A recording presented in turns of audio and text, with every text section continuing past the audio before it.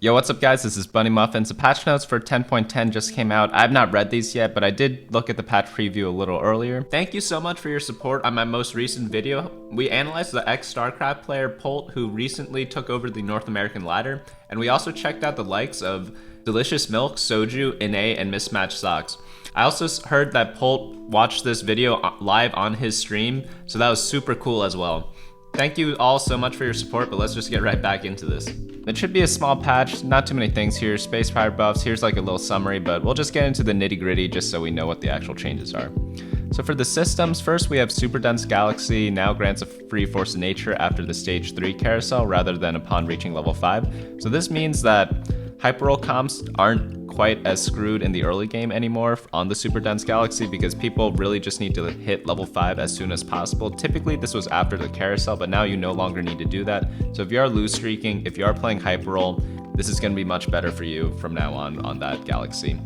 Next change is if you attempt to use Nico's help on a unit with no copies left in the bag, you'll now see a message telling you why it isn't working. This is more for new players, doesn't really change much about the game.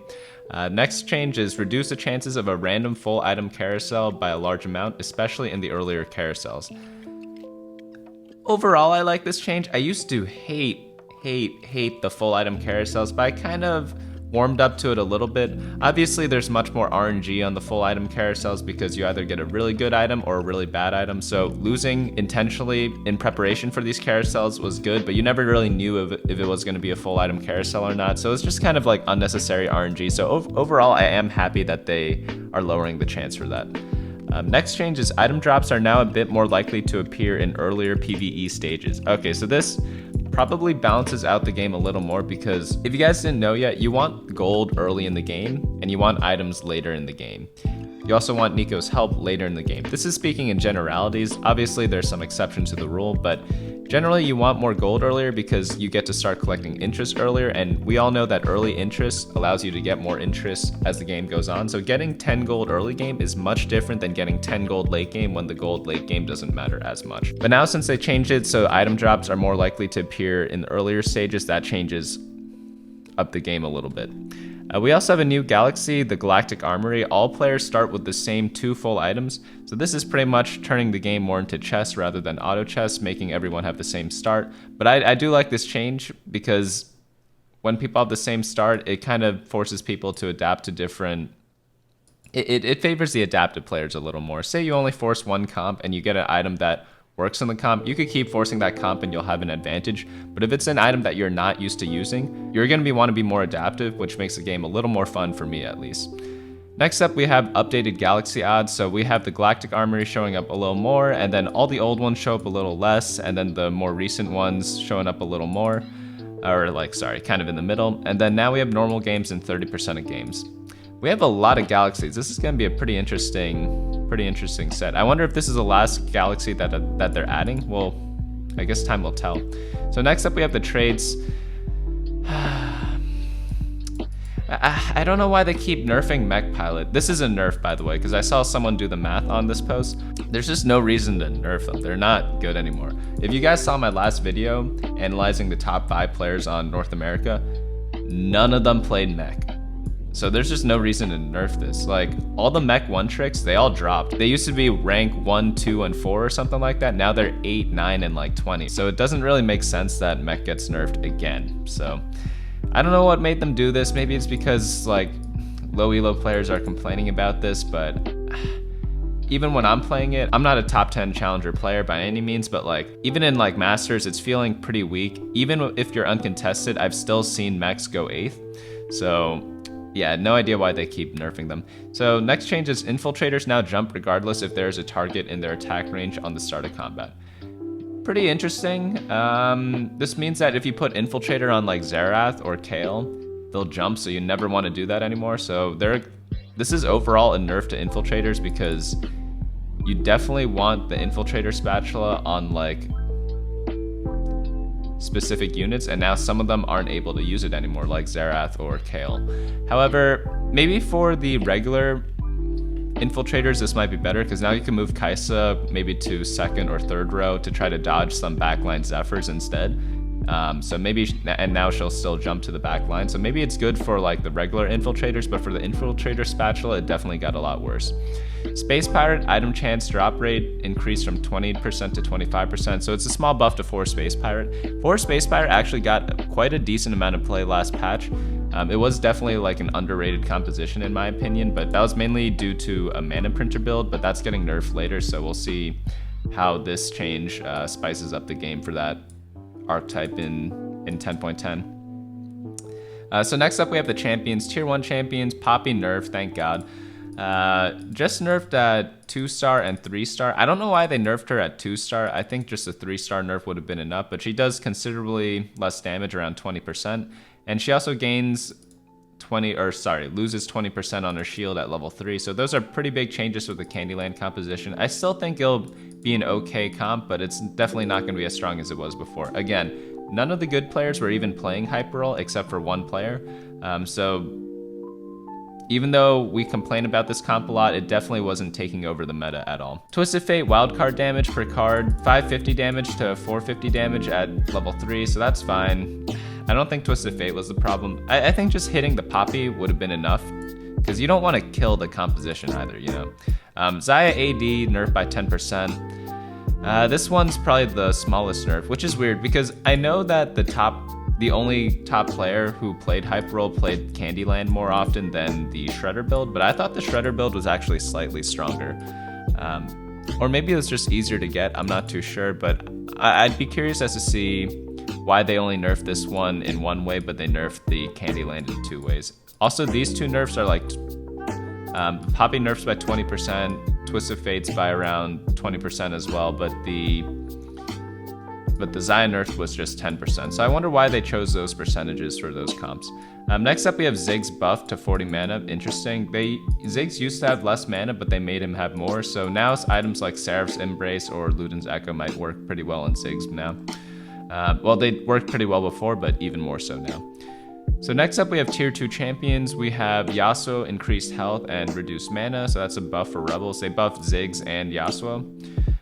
Tier 3 champions, Karma attack speed bonus on shield is now increased by 15% at level 1, 15% at level 2, and 25% at level 3. So that's all big buffs for Dark Stars and whoever you want to use Karma as a Mystic.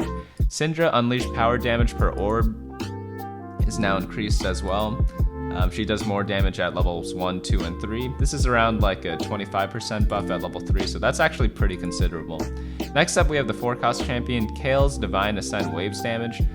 It got nerfed at 3-star Kale. This change doesn't matter. You never really get 3-star Kale, and if you do, this change isn't going to be that big. She's going to kill everything anyways.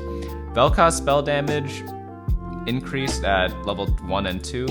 Level 1 at 25 damage and level 2 at 50 damage. So this makes the comp a little stronger if you're ever going for like a Void Sorcerer build. However, the best build that it was used in, which used Mana Printer Sona, that item's getting nerfed. So overall, it's still a nerf to the comp, and this damage buff isn't going to compensate for that.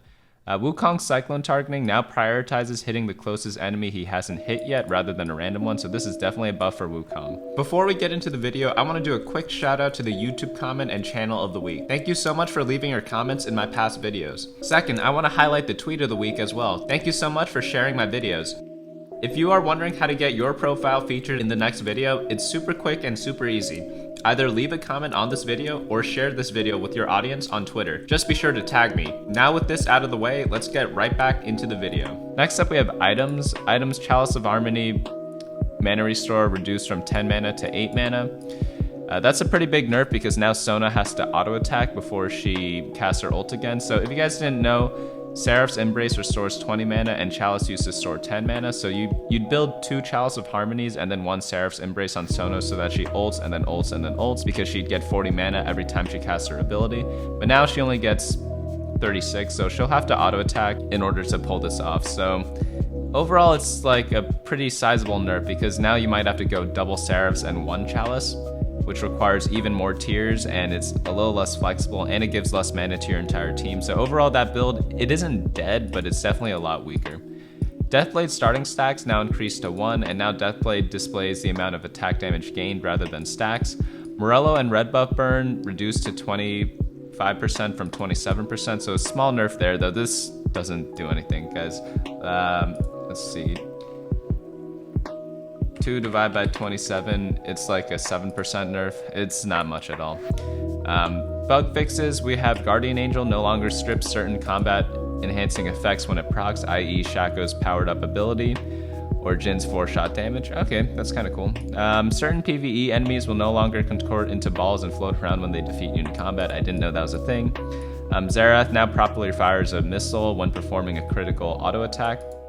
Oh, that's actually kind of cool. I like that change. But these changes, they don't do anything for, like, from a competitive standpoint.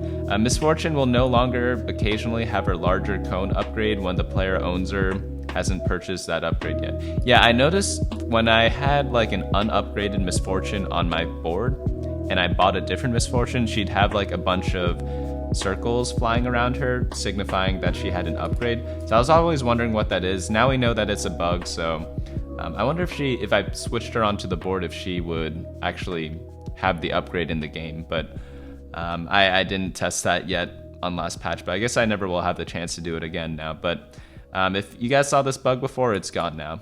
Next up, we have fixed an issue where some players would arrive late to the first carousel. This is huge because one of my friends, he got to Masters 200 LP and he uses a 10-year-old laptop and he cannot load into the carousel. Sometimes he even loads into the game during the second PvE round, and like sometimes he loses to the second round because he only has one unit in. So for him, this is a very, very good fix. I guess for everyone else who has good computers who always loaded into the game, it's like no issue for us. But for him, he might be doing a lot better because he'll actually be able to do the carousel and pick an item now. Next up, we have improved the detection of click and drag to make it easier to move characters and items around the board. All right, that's nice. Yeah, there was a bug where the items on like the bottom left side of your screen, if you clicked one of them, sometimes it'd select the wrong item, and I've fallen to this bug many a times and it is not fun at all. So I'm glad they added this change into the game. Oh, and we forgot, we're saving the best for last now. This is the best change of the entire patch. While viewing your board from the carousel, equipped items are visible again. So let's say you forgot what items you have on your board and it's carousel time and you're like, oh shoot, what did I need to get again? You could look at your board again and you could see what you can complete. So let's say you really want to build like a red buff, but you forgot if you had armor or health. You'd be able to see now by looking at your board and then picking it in carousel now. But that's it for today. We have some mobile changes, but I don't really go over these because these are just like UI changes. But if you are a mobile player, go ahead and read these. I'll link the official patch notes in the show notes below, so be sure to check that out as well. I'll be leaving a bunch of other goodies in there as well. But yeah, that's it for the patch. Rebels got buffed quite a bit. We have like Yasuo and Ziggs buff. The Ziggs buff is really the one you want to look at because he's a great item carrier for Asol, which is the main carry of Rebels, at least in its first iteration. So using him as an item holder is now greatly improved. Deathblade got a little better. I'm excited for the Galactic Armory because it'll force people to be more adaptive and it'll favor certain comps more than others. So there'll be some good like game theory dynamics going on there. The Mech nerf, I really don't understand this at all. I don't like how they nerfed Poppy and Twisted Fate in like, so they nerfed this comp in like 3 different ways. They hit the Poppy shield, they hit the Poppy damage, and then they hit the TF damage. And then the Xayah build, she only got hit by 10%. So yeah, I don't really like these changes at all. I feel like they only needed to touch Poppy a tiny bit and then leave Twisted Fate as is. Chalice of Harmony, great change there. That build is so annoying to face. Even though none of the top players were playing it, it's kind of like getting like a royal flush in poker or something like that. You either hit it or you don't, but you win the game if you do. Next up, like the Morello and Red Buff nerf. These items are broken, right? Everyone builds at least one of them in each of their teams, ideally. So they do need to get nerfed, but I feel like they should be used more for their healing reduction rather than their damage, and right now they're being used more for their damage. So I'd like to see these items touched a little more because everyone's going to be building red buff early game on blasters no matter what. It's just like the best item right now. Even after the nerfs, it's still the best item. And I feel like something with so much utility shouldn't have that much damage as well. Vel'Koz buff does nothing because again, since this item got nerfed, Vel'Koz is still going to be very weak because his best build overall got a nerf.